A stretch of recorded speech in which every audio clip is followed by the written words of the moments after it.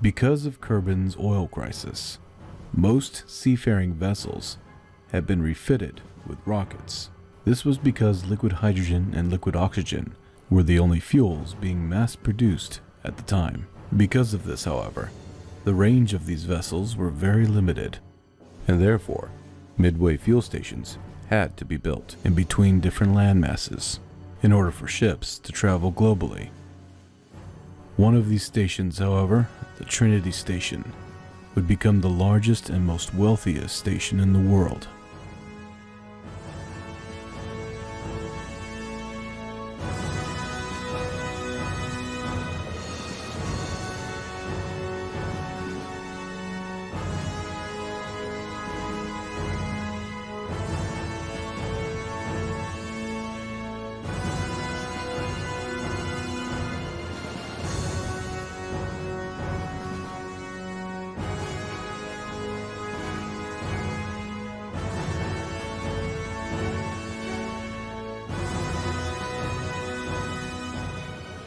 Ships from all over the world would dock at the station and trade. The trading station itself was the last trading station that still traded fossil fuels. It was quite literally a gateway between the KU and the URA, now known as the Alliance.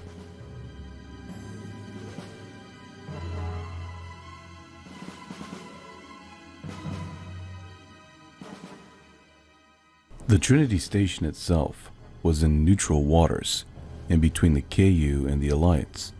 However, ever since the KU declared war on the Alliance, they would also expand their territory to include the Trinity Station. Most of the Alliance's ships were spread out across different quadrants around the globe. However, the Alliance would anticipate this attack and send 3 of its finest warships to guard the station.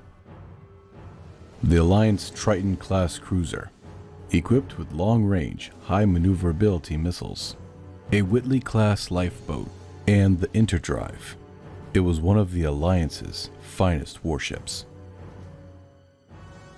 The Interdrive would allow the ship to travel great distances without the need for refueling, but only during the day.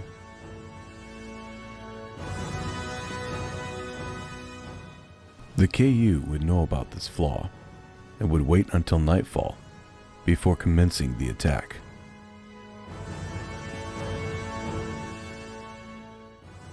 Because of this, the Alliance cruisers would be forced to rely on rocket power only. And unlike the KU frigates that were loaded to the brim with fuel, the Alliance cruisers would only be given a limited amount of fuel. This was so the Alliance ship could be light enough for the Interdrive to work.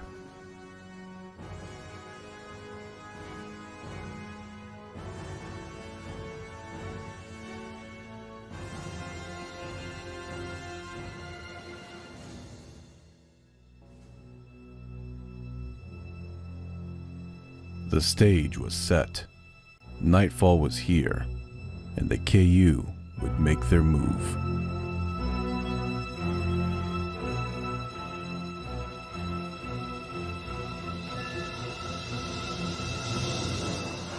As a preemptive strike against the oncoming onslaught of KU ships, Alliance vessel ANS Freedom would strike first.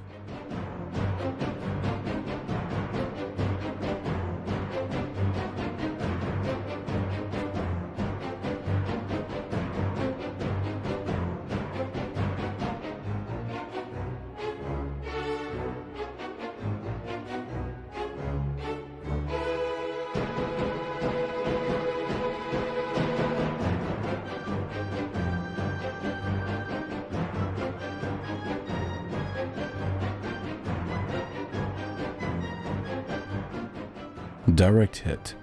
The Alliance cruisers would begin their bombardment with their long-range weapons on the KU fleet, before the KU fleet could get in range to fire back.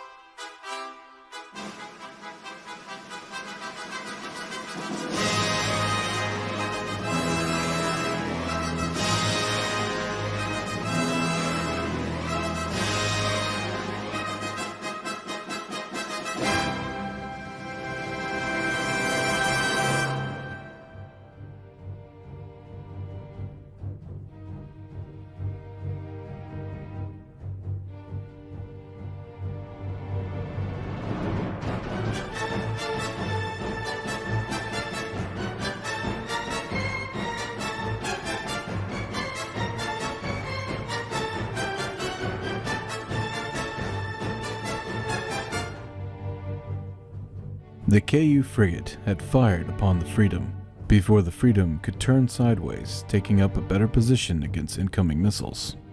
The two KU frigates would then make a beeline towards the Trinity station. The two Alliance cruisers would find themselves outnumbered and outgunned. They would both take defensive positions and dig in deep.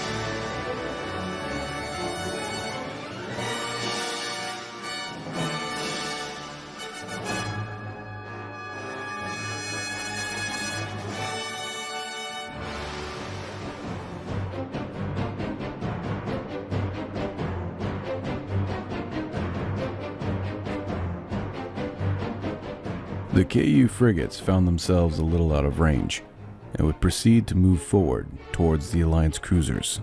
The Alliance cruisers' missiles, however, were top of the line, fast, maneuverable, and deadly accurate.